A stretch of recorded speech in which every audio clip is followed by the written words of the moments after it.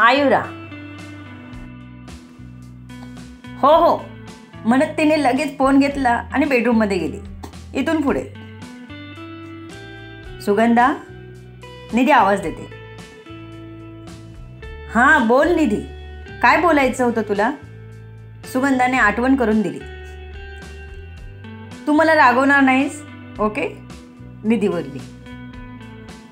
रागवण्यासारखं असेल तर मी रागवणार. हां, दादासारखं काहीतरी केलंस तर रागवणार नक्कीच, सुगंधा म्हणाली. बरं, मला ना एक मुलगा पसंत आहे, निधी हळूच म्हणाली. तिला हे सांगताना थोडी धडधड होत होती. अरे वा, बोल, कोण आहे तो? सुगंधाने खुश होत विचारलं.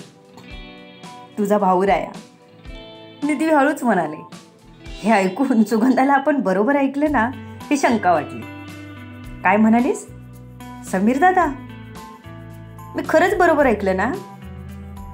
सुगंधाने अवाक होत विचारलं. निधीने हुंकार भरला. अरे तू मेरी भाभी और मैं तेरी, सुगंधा हसत म्हणाली. शायद झालो असतो, पण तुझ्या दादाने मला नकार कळवलाय, निधी नाराज होत म्हणाले. काय? खरंच? का ग? काही कारण तर सांगितलं असेल ना तुला? सुगंधाने साशंक मनाने विचारले. अगं ती खूप मोठी गोष्ट आहे, निधी असं म्हणाली आणि सुगंधाला सर्व सांगितलं. बॉसची सर्व कर्तृत्व ऐकून सुगंधाने तर मनातून बॉसला 4 शिव्या घातल्या. असा काय ग तुझा बॉस सर्किट? सुगंधाला त्याची जबरदस्ती आवडली नव्हती. अगं मी पण त्यासाठीच वैतागली आहे. त्यात या महाशयांनी काढता पाय घेतला. मला काहीच कळत नाही, निधी म्हणाली. तसं सुगंधाच्या लक्षात आलं. जर निधीचे हात अडकले नसते तर तिने सुगंधाला काहीच सांगितलं नसतं. आता तिला सुगंधाची मदत हवी होती म्हणून सगळं सांगत होती. अच्छा, म्हणजे तुला समीर दादाला मनवायला माझी मदत पाहिजे म्हणून तू मला सर्व सांगितलंस, नाहीतर इतके दिवस काहीच सांगितलं नसतंस, हो ना? सुगंधा म्हणाली. असं काही नाही, पण मी तुमचं नातं नीट होईल ह्याची वाट बघत होते. पण हा बॉस मध्येच कडमडला, निधी रागात म्हणाली. त्यावर सुगंधा हसली. बॉसला काय करशील? सुगंधाने विचारलं. बघू, तोच विचार करते. त्याला कसा माझ्या आयुष्यातून बाजूला करू, सुचत नाही ग मला. आज तर अजिबात ऑफिसला जायला मन करत नव्हतं म्हणून मी गेलीच नाही ऑफिसला, निधी म्हणाली. अच्छा तो ये बात है, सुगंधा म्हणाली. निधीने हुंकार दिला. उद्या जाऊन बघ काय म्हणतोय ते, सुगंधा म्हणाली. हो बघते, निधी म्हणाली. निधी बॉसच्या समोरून गेल्यावर त्याने एक माणूस तिच्या मागावर पाठवला, जो निधी आणि समीरच्या बाजूच्याच टेबलवर येऊन बसला होता. दोघांचं झालेलं बोलणं त्या माणसाने ऐकलं होतं, त्यामुळे त्याने बॉसला सांगितलं कॅफेत काय झालं ते. त्यानंतर बॉस मनोमन खुश होता. पण सकाळी निधीने सुट्टी घेतली हे ऐकून मात्र तो नाराज झाला. कॉल करावा का हा विचार तो मनात करत होता. पण निधीने मागितलेला वेळ लक्षात येताच तो थांबला. अतिघाई नेहमी संकटात नाही. अधिराज सबुरीने घे जरा, तो स्वतःलाच बजावत होता. त्याला निधीचं आणि त्याचं नातं बिघडवायचं नव्हतं. तो हळूहळू निधीला आपलीशी करू बघत होता. त्यामुळे स्वतःला सावरत त्याने तीव्र झालेली इच्छा मनातच दाबली. निधी आज न आल्यामुळे त्याचं तिच्या सीटकडे लक्ष गेलं की खाली दिसायची. बाहेरून आत नाही दिसलं तरी आतून सगळं बाहेर दिसत होतं. निधीची सीट त्याला सहज दिसायची. तिला बघता बघताच तिच्या प्रेमात पडला होता तो. हे अधिराजला आधी जाणवलं नव्हतं, पण जेव्हा निधी आयुष्या आजारपणात सुट्ट्या करू लागली तेव्हा जाणवलं त्याला. त्याची नजर सतत तिला शोधायची. थोडं अस्वस्थ वाटायचं. तिला बघायची ओढ लागायची त्याच्याही नकळत. तेव्हा त्याने आपल्या मॅनेजरला निधीची सर्व माहिती काढायला सांगितली. म्हणूनच आपल्या मनातलं त्याने निधीला बोलून मोकळा झाला होता. मॅनेजरच्या माहितीप्रमाणे निधी अजूनही कोणत्याच रिलेशनशिपमध्ये नव्हती. जेव्हा निधीने सांगितलं माझा बॉयफ्रेंड आहे म्हणून, तेव्हा अधिराजने मॅनेजरला खूप झापलं. सर, मी खरंच माहिती बरोबर काढली. निधी अजूनपर्यंत कोणत्याच रिलेशनमध्ये नव्हती. एकतर ती खोटं बोलली असेल किंवा तिने या 1-2 दिवसात कोणाला तरी कमिटमेंट केली असेल, मॅनेजर राकेशने सांगितलं. तेव्हाही त्याने आपला माणूस पाठवला होता. त्याने तिथे काय घडलं ते सगळं सांगितलं होतं. ते ऐकून मात्र अधिराजचा तिळपापड झाला होता, पण त्याने निधीला तसं काहीच जाणवू दिलं नव्हतं. थोडा वेळ जाऊ दिला, म्हणूनच त्याने झटपट निधीला प्रमोशन दिलं होतं, जेणेकरून तिच्या मनात त्याच्याविषयी काही भावना निर्माण व्हाव्या. कारण तिने नुकतंच समीरला आपलं प्रेम कबूल केलं होतं. त्याची पाळंमुळं खोल गेली नव्हती.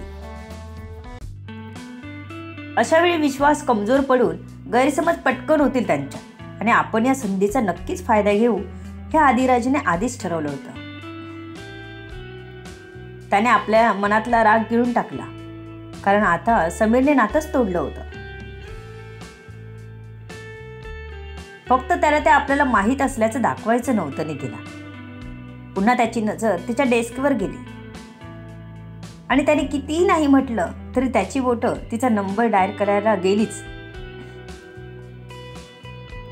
काय करत असेल हा विचार त्याच्या मनात घोळत होता.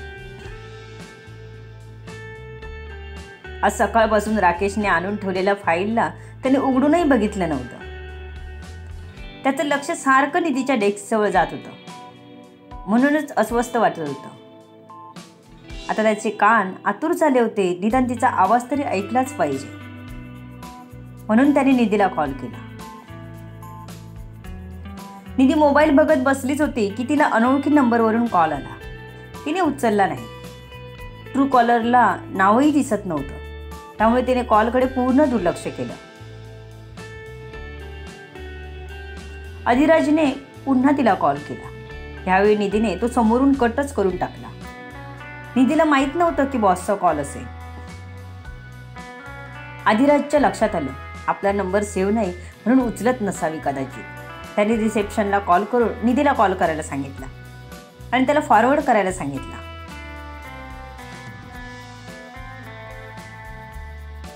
कंपनीचा कॉल येताच निधीने लगेच उचलला. मॅम, तुमच्याशी बॉसनं बोलायचं आहे. तेव्हा कॉलवर राहा, मी त्यांना कॉल फॉरवर्ड करते, रिसेप्शनवाली प्रियाने निधीला सांगितलं.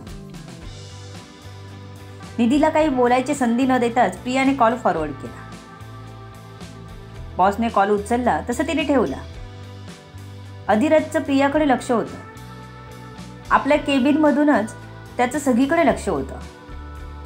अधिराजला कॉल फॉरवर्ड केल्यावर प्रियाला कुतूहल वाटलं. बॉस आणि निधीचं नाव जोडत आहेत सर्व, तर आपण एकदा ऐकूया का त्यांचं बोलणं? बॉसना कुठे कळणार, ते तर फोनवर बोलण्यात व्यस्त असतील, असं म्हणून तिने रिसिव्हर पुन्हा हळूच कानाला लावला. अधिराज अजून काही बोलला नव्हता. हॅलो निधी, अधिराजने कडक आवाजात विचारलं.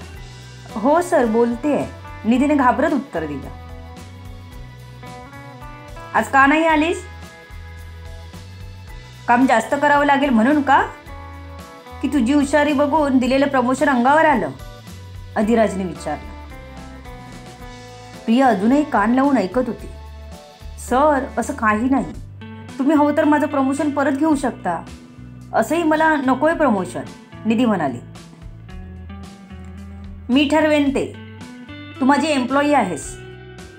मी काय करायला पाहिजे ते तू नाही ठरवायचं. एक काम कर, उद्या ये आणि आधी कामचोर कोण आहेत, काम सोडून इतर गोष्टी कोण करतात त्यांची लिस्ट काढ. मी त्यांना कामावरून काढून टाकतो.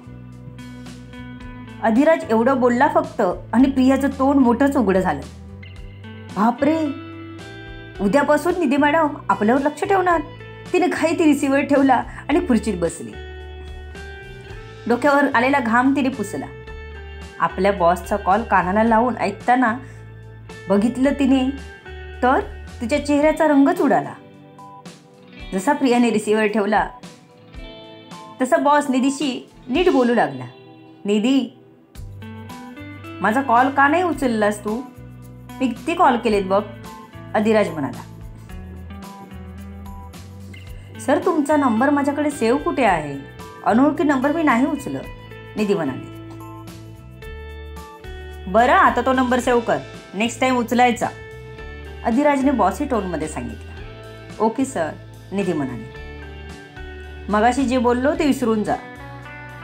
प्रिया आपला कॉल ऐकत होती म्हणून बोललो तसं. मला काही फरक पडत नाही, पण तुला पडतो म्हणून मी तसं केलं. नाहीतर मी आपलं नातं जग जाहीर करायलाही तयार आहे.